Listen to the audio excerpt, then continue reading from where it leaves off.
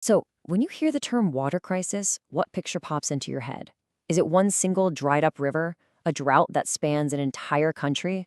Or is it something bigger, something we can actually measure and compare on a global scale? Well, that's what we're going to figure out, how we take a very personal, local story and turn it into a global map of risk. I mean, when you look at the Earth from space, it's pretty obvious why we call it the blue planet. More than 70% of its surface is covered in water. You'd think, looking at all that blue, that we'd have more than enough to go around, right? An endless supply? But here's the catch. This is the big paradox that shapes everything.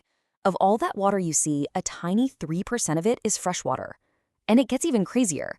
Most of that is totally inaccessible, locked away in glaciers and ice caps. So what's left for all of us is this incredibly small fraction. It really makes you wonder, how in the world are we managing this precious, finite resource? To really see what this kind of scarcity looks like on the ground, let's zoom in on one country, Chile. It's a place that's projected to have extremely high water risk. It's a perfect case study for seeing how these huge global pressures can collide with local policy, and the results are pretty dramatic. Okay, so a huge piece of the puzzle for Chile goes back to a policy decision from 1981. The country's water code essentially privatized water. It made it a tradable good, completely separate from the land it flows through or sits under. This single decision really set the stage for the complex and often contentious water ownership system they're dealing with today. And you can really feel the impact of that policy in the words of people who live there. Just listen to René Vergara from La Liga. He talks about how big avocado plantations moved in and started pumping massive amounts of water from the underground aquifers. And the result? The surface water just vanished. He says what was lost here was the river.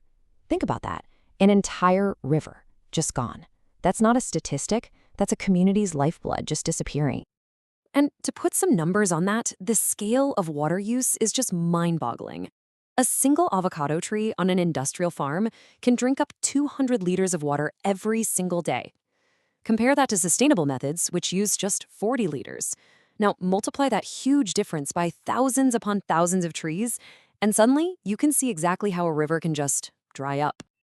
And René's story, sadly, is not some isolated incident. This is a nationwide issue. Get this, a staggering 76% of Chile's land is now affected by drought and desertification. The pressure on their water resources is just immense, and it's happening almost everywhere. So here's the big question, right? We can see what's happening in one town. We can feel the impact on one person's life. But how do we take a story like that and compare it to what's happening in, say, California or South Africa or India? How do we build a global map of risk so we know where we need to focus our efforts? Well, the answer is in data, specifically in tools like the Aqueduct 4.0 Water Risk Framework.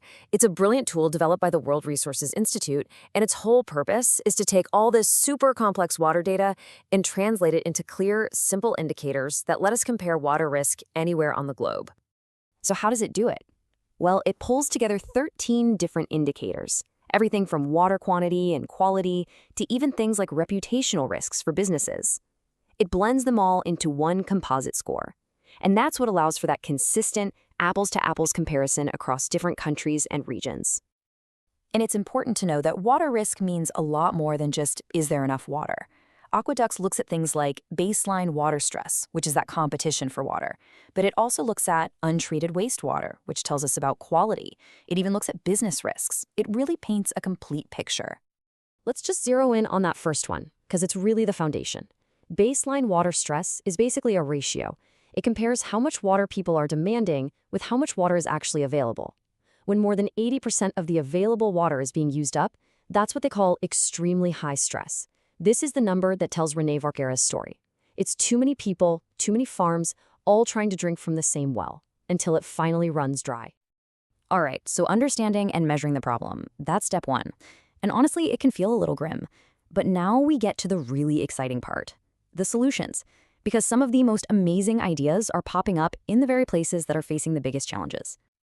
So, tools like Aqueduct are fantastic. They give us the map, they show us where the danger zones are, but the actual path forward, the solutions, those are being created on the ground. So let's head back to Chile one more time and see what that local innovation really looks like. So check this out. in a town called Cerrillos de Tamaya, which is in a seriously drought-stricken area. They've set up this incredible gray water recycling system. And it's beautifully simple. They just collect the used water from sinks, showers, and washing machines. They filter it, purify it, and then use that treated water to irrigate fields. And the results are absolutely life-changing. You don't have to take my word for it. Listen to this resident who said they went from not having enough water for their fields to now, even with a severe drought all around them, being completely unaffected. Their animals have food and water. I mean, that is resilience in action right there. And hey, remember those super thirsty avocado farms we talked about? Well, it turns out there are solutions there too. A farmer named Ivan Aguilera came up with a sustainable farming system that cut his water use by an absolutely incredible 80%. So how did he pull off an 80% reduction? It's not some fancy, expensive new technology. It's all about soil health. He uses organic matter and worms to basically turn the earth itself into a giant natural sponge. The answer to the wells running dry wasn't a bigger pump, it was a healthier ecosystem. It's amazing. And for one more amazing innovation, how about this? Harvesting fresh water right out of thin air. They're called atrapeniables, or fog catchers. They're basically these huge nets set up in very specific locations. You need the right conditions, of course. You have to be near the sea, at a certain altitude, in what's called a fog oasis. But when the thick coastal fog rolls in, these nets capture the moisture, providing fresh water in some of the driest places on Earth. So, what's the big takeaway here? We've seen this global paradox of a water planet facing water scarcity.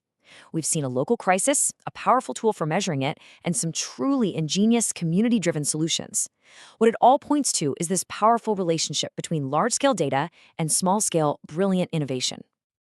This is the key role that big data plays. Tools like Aqueduct, they give us the map. They show us, with cold, hard numbers, where the problems are most severe and where we need to focus our attention. But here's the thing. A map isn't the journey. A map can't get you to your destination by itself. The actual path forward is being blazed by local ingenuity. It's the gray water systems, the healthy soil, the fog catchers. That's what real progress looks like. Data identifies the problem, but people solve it. And that really brings us to the final, critical question. We have the data, we have the tools to see and measure the risk with more precision than ever before. And we have these incredible examples of solutions that are already working on the ground. So the question left for all of us is, if the data can show us the risks so clearly, what's it finally going to take for us to act?